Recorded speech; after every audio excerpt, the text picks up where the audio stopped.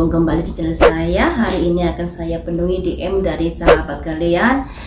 Pasti kalian bertanya-tanya, kenapa sih kok prediksi Datvilla terus dan Widya? Kenapa?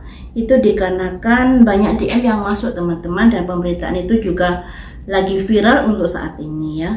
Andai kata pemberitaan itu tidak viral, mungkin saya akan lebih mementingkan berita yang viral daripada memprediksi mereka. Ada pertanyaan yang seperti ini. Jeng Limas, bolehkah saya meminta tolong lihatkan apakah manajer Datvilla baik? Karena menurut berita di Vietnam, manajer Datvilla dalang dari semua ini. Apakah Datvilla benar-benar tahu sifat manajernya? Dan akankah ada pihak ketiga yang bisa mendamaikan Vidya dan Datvilla? Terima kasih Jeng, semoga berkenan memprediksi. Jadi di sini ada beberapa pertanyaan. Yang pertama, bagaimanakah sifat dari manajernya? Apakah menyukai atau apakah dia yang menjadi hubungan Datvilla dengan Vidya menjadi terputus? Dan nanti apakah ada pihak ketiga yang bisa merukunkan mereka berdua lagi ya? Saya lihat fotonya manajernya dulu ya teman. Untuk memprediksinya saya perlu foto. Sebentar ya, saya cari dulu di Google, ini ada.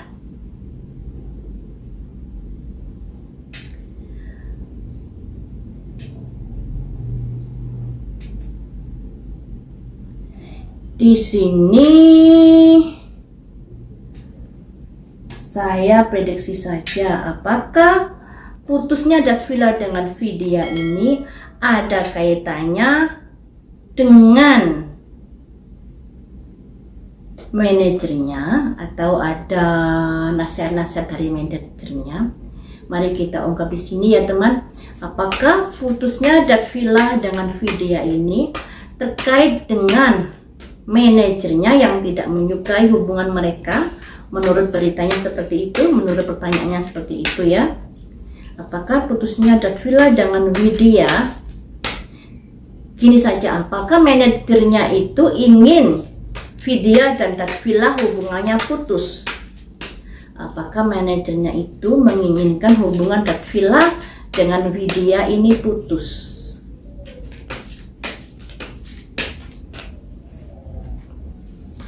Ada simbol Nine of Cups, bagus. Kemudian ada simbol ini yang artinya ada semacam benturan ya. Selanjutnya apakah dia menginginkan mereka putus? Ada simbol kekhawatiran di sini. Selanjutnya apakah mereka ingin putus? Ada simbol bersulang bersama. Selanjutnya ada simbol menaklukkan. Jadi seperti ini teman-teman. Sebenarnya kalau dibilang nggak suka gitu ya, yang nggak begitu ya. Itu hanya sebatas nasihat dan saran saja. Selebihnya ya tergantung Datvilla sama Vidya sebagai yang menjalankan hubungan mereka. Orang lain ini cuma hanya sebatas memberi masukan, memberi pengarahan. Kalau nasihat dan pengarahannya tidak dipakai ya nggak masalah seperti itu. Sebenarnya manajernya ini nggak masalah kalau Datvilla menjalin hubungan dengan Vidya. Dia suka-suka saja.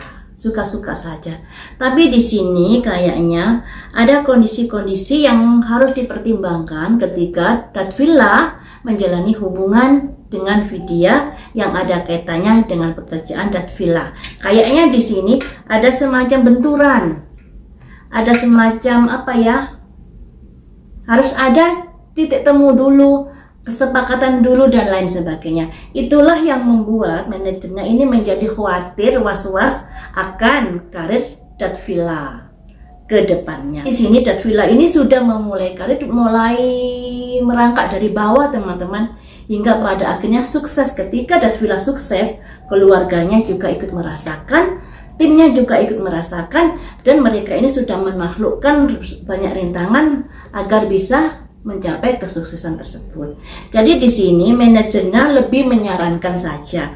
Manajernya tidak masalah kalau Datvilla menjalin hubungan dengan Widya, tapi cobalah dipikir matang-matang terlebih dahulu, dikarenakan harus ada kesepakatan kedua belah pihak ketika mereka berdua ini menjalin sebuah suami istri nantinya.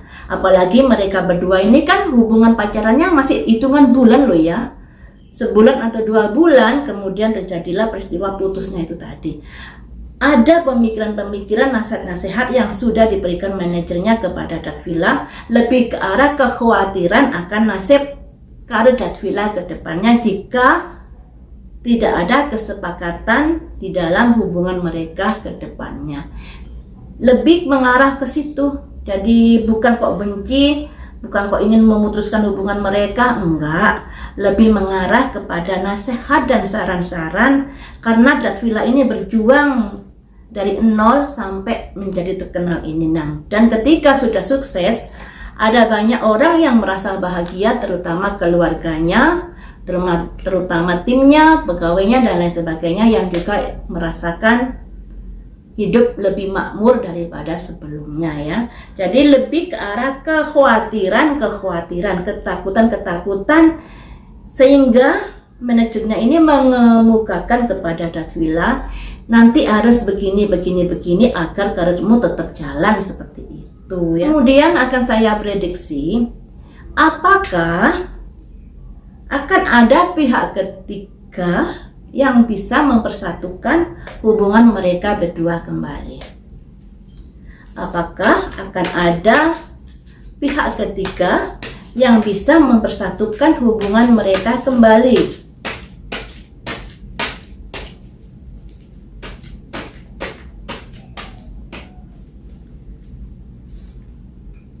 Ada simbol orang ditusuk pedang dari belakang.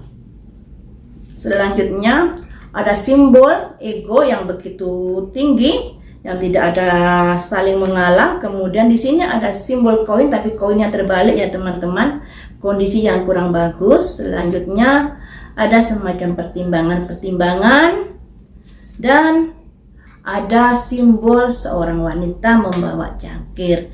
Jadi seperti ini.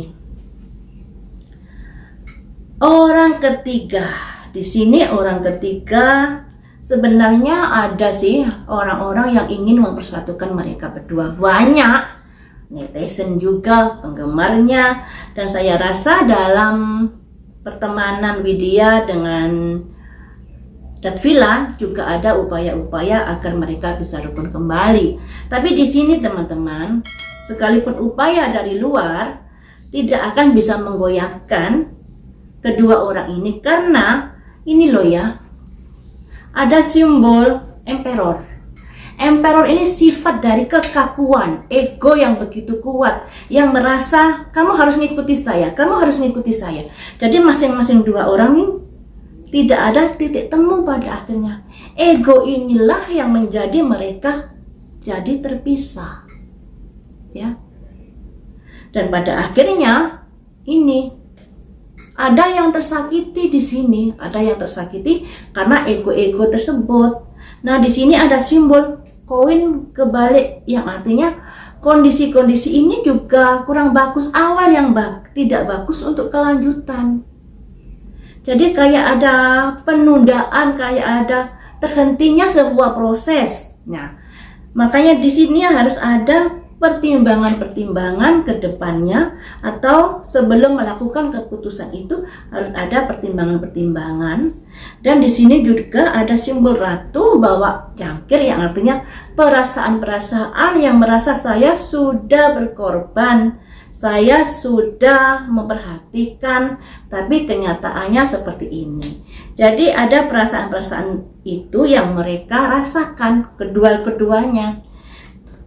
Jadi di sini teman-teman, pihak ketiga sebenarnya banyak yang ingin mempersatukan hubungan mereka berdua. Dan mereka berdua saat ini juga masih saling mencintai. Tapi yaitu tadi ada rasa sakit hati dikarenakan ego mereka berdua yang begitu kuat, tidak ada saling mengalah, tidak mau mengalah salah satu yang pada akhirnya terjadilah hubungan yang mandek, hubungan yang macet, yang tidak berlanjut setelah ada pertimbangan-pertimbangan dan ada kekecewaan juga di sini karena merasa saya sudah berkorban banyak di sini, tapi kenapa kamu masih seperti itu? Tidakkah kamu bisa melunak, dalam arti kata memberikan ruang atau waktu yang bisa dipikirkan masa-masa? Tapi ya sulitnya di sini beda bahasa itu tadi. Ketika masih senang-senangnya beda bahasa mungkin tidak begitu jadi kendala yang besar ya. Karena seneng, senyum udah sudah seneng. Terus daun waru, emotion juga seneng udah. Tapi kalau marah bagaimana? Kalau marah itu harus mengungkapkan masalah-masalah yang terjadi, alasannya apa. Tapi ketika ada kesulitan bahasa yang terjadi, akhirnya kesel sendiri, mau mengungkapkan sulit, mau membantah sulit. Kadang hal itu menjadi putus asa. Yang artinya ya sudahlah kita putus aja, seperti itu ya. Jadi kendalanya di sini bukan dari pihak ketiga mereka putus. Jangan menyalahkan ini, jangan. Lebih karena ke arah keputusan mereka berdua sendiri yang sama-sama memegang egonya. Tidak ada kesepakatan. Memang sih Datvilla ini juga kepikiran akan keluarga dan timnya serta karirnya seperti yang saya prediksi kapan hari. Tapi kembali lagi, andai kata hal itu bisa diomongkan dengan baik-baik, dan saya rasa Datvilla ini sebenarnya juga ada rasa kesungguhan kepada Vidya loh ya. Kalau nggak ada kesungguhan tentunya Vidya untuk apa diundang ke Vietnam, diperkenalkan kepada keluarganya, kemudian sampai beberapa hari di sana. Tentunya hal itu juga ada kesungguhan dari Datvilla untuk memperkenalkan Vidya kepada keluarganya. Tapi setelah sepulang dari Vietnam, kejadiannya kok semakin mengenaskan. Kasihan sekali saya. Tapi mereka ini masih muda-muda teman-teman, masa depannya masih panjang.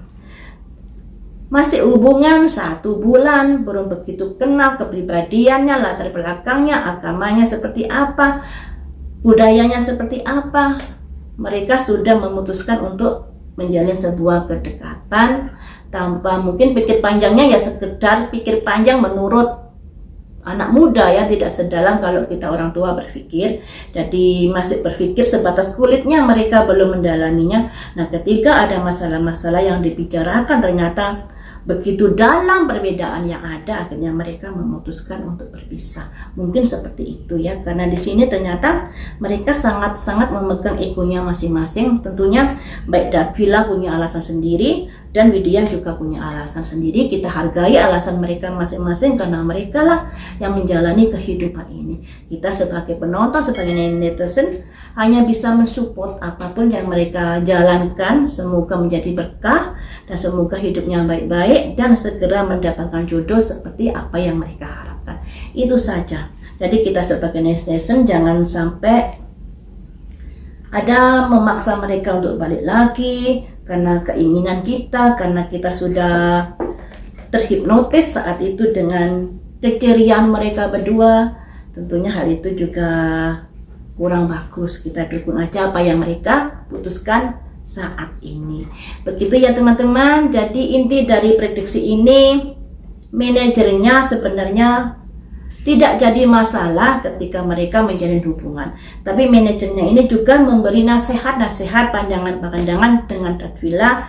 Nanti kamu juga harus memperhatikan karirmu ketika kamu berhubungan dengan Vidya. Dan tentunya harus ada komitmen yang begini, yang begini, yang begini. Dan tentunya itu juga diajukan Datvilla kepada Vidya. Nah, ketika tidak ada titik temu terutama masalah keyakinan, inilah yang menjadi topik yang begitu dalam hubungan mereka berdua. Tapi yang namanya keyakinan itu sulit teman-teman ya. Apalagi hubungan mereka masih seumur jagung loh ya.